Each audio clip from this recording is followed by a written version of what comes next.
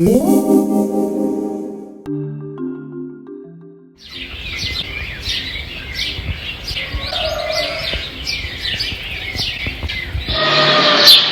morning, everyone. It's 5:45 in the morning. Yeah, well, after participating in the sunrise tour at Tikal, I kind of know what the sunrise time in Guatemala is like. So right now I am heading to the dock area of Panajachel, and many say Lake Atitlan is one of the most beautiful lakes in the world. Yeah, so I'm gonna be there and hopefully can catch the sunrise.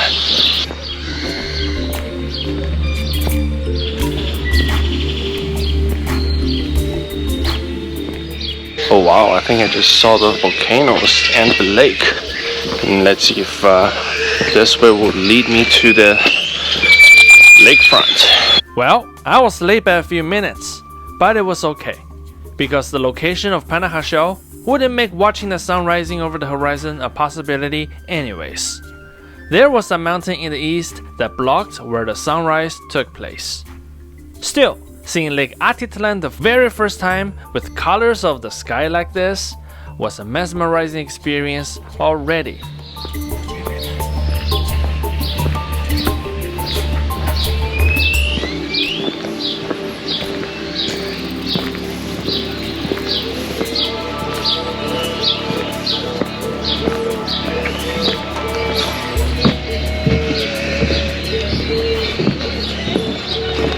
Buenos días.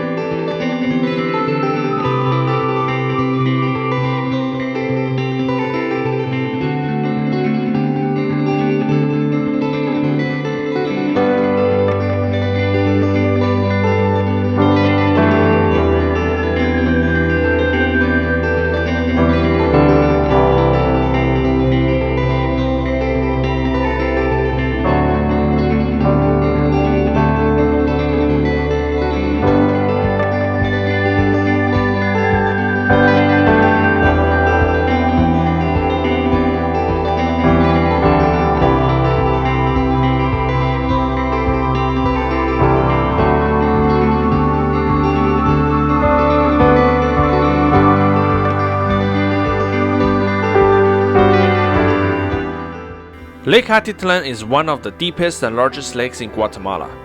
It sits over 1,500 meters above sea level.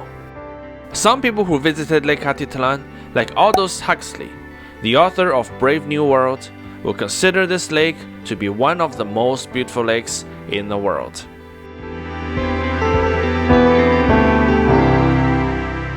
So Lake Atitlan is a crater lake that was formed as a result of volcanic eruptions. Could be several one, could be one huge volcanic eruption.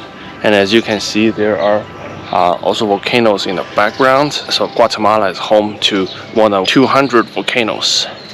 And today, Lake Atitlan sits on the traditional territories of the Tz'utujil people, a branch of the Highland Mayans. And a bit later today, I'm planning to visit Santiago de Atitlan, which is like the traditional hub for the local Tz'utujil people. Actually, the visit to Santiago de Atitlan ended up being a much more in-depth visit, spanning over 2 days. I will make an episode specifically for what I saw and learned in Santiago de Atitlan. You will find the link to that episode in the description box below once it's available. From Panajachel, you'll get to see 3 volcanoes on the other side of the lake. Atitlan, which shares the same name with the lake, Toliman, and San Pedro. These are just 3 of hundreds of volcanoes in Guatemala. However, what sets them apart is that they have one big lake right in front of them. And together, they created the site that once shocked Aldous Huxley when he visited this region back in 1934. what Huxley saw nearly a century ago is the same view we're looking at right now. Well, maybe almost. A lot of things have definitely changed since then.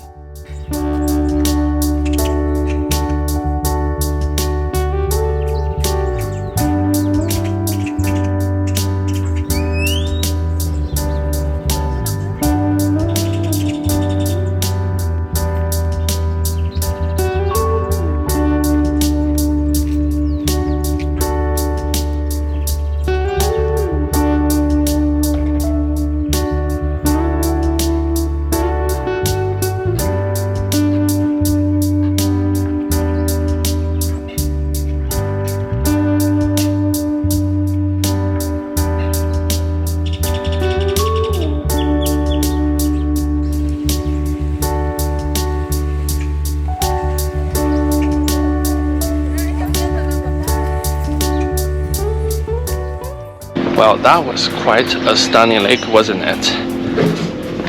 I agree, it's very beautiful, but personally I think it's not the most beautiful I've been to. I think the honor will have to go to the lake in Kamchatka, where I had a close encounter with a bear.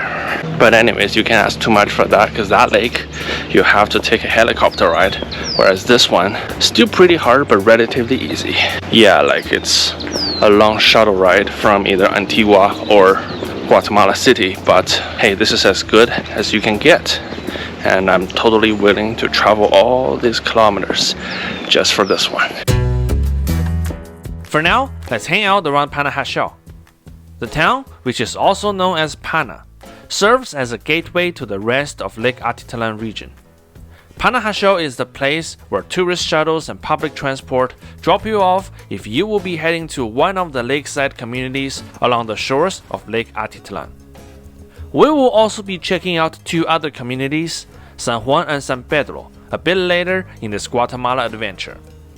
Otherwise, Panajachel is just a tourist town that is well equipped with hotels, restaurants, tour operators, and everything you can imagine that has to do with tourism.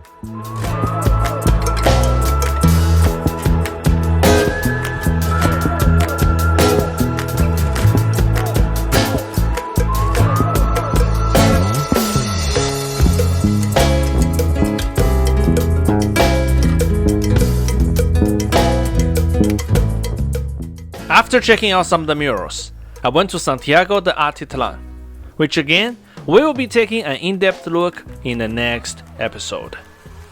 Upon my return later that day, I went to the part of Panajachel located north of the highway. This area was way less touristy. I found a market where mostly locals shop that had everything from live animals to clothing. Now come to think of the central market in Guatemala City, it was definitely better organized over there in the nation's capital. But hey, I think this market in Pana is a better place for seeing what everyday life is like in Guatemala.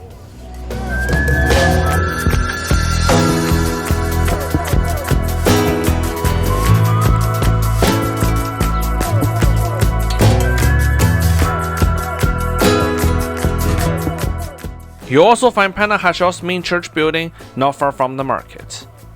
Because I was there during Semana Santa, the Easter Holy Week, I could already see Easter decorations. Where's the Easter Bunny? And why were there brutal depictions of Roman soldiers torturing people? Come to think of it, followers of Jesus probably saw the latter rather than the former back in the days. Scary Roman soldiers in Jerusalem? 100%. A wacky egg-loving bunny jumping around Pontius Pilate? I don't think so.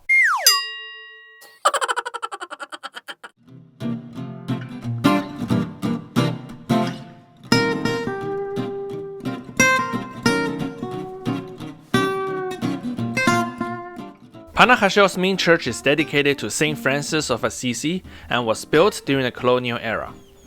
Once you go inside the church, you realize that the relatively modest interior posts a sharp contrast to the church's impressive stone facade. The statues inside the church were already decorated for the Holy Week celebration. And the music played inside the church? made me already emotional to think what happened to Jesus on that day some 2,000 years ago. What does that even mean? Well, I don't know. Could be just me being emotional as always.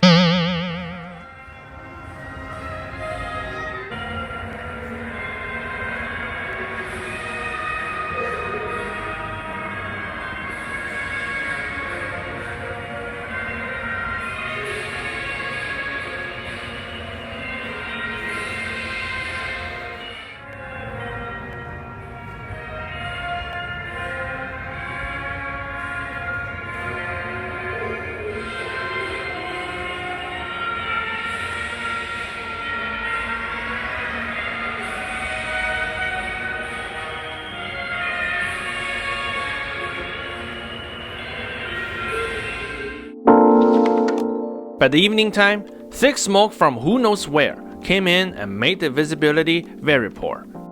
The beautiful scenery we just saw earlier that day was completely gone. I wondered whether this had anything to do with all the burnings I saw from my flight to Guatemala City the day before. Oh well, I guess the only thing I could do at that moment was dipping my feet into Lake Atitlan so I can tell people that I've crossed it off my bucket list.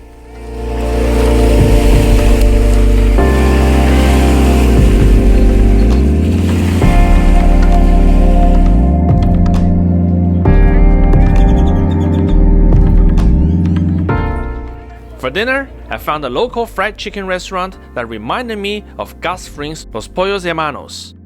The portion was very generous and the chickens were too dry. Maybe frying chicken was like a side business for them also. After dinner, I returned back to the church, and I guess they're right. There was indeed something going on for Semana Santa. As I was watching for the preparation, the priest came in, shook hands of attendees, and had a chat with almost everyone. It appeared that most people who were there that evening were locals living in the community. When the priest saw me, he also shook my hand and said, "Bienvenidos." The priest was about my age, yet he was already serving as a religious leader for Panajachel's main Catholic Church and had the respects of many locals. What an accomplishment!